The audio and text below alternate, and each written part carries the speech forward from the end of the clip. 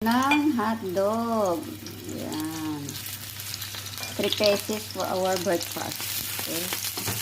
So, hayaan na natin yung apoy na. So, gano'n lang natin siya.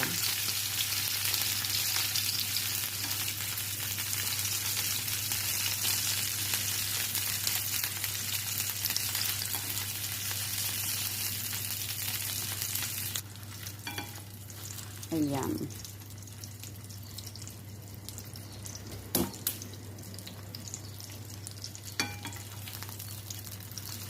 Wait natin mag-brown.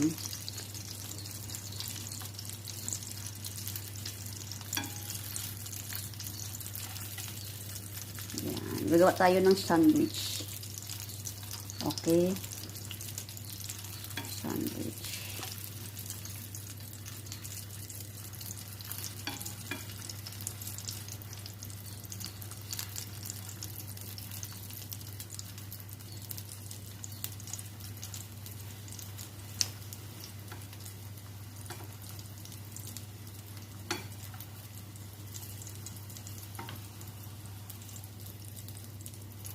Medium heat lang yung ating apoy kasi nga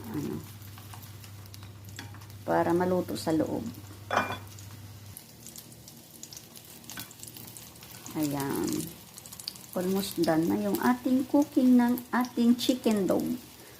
Hot dog chicken. Chicken hot dog. Ano ba tawag dito?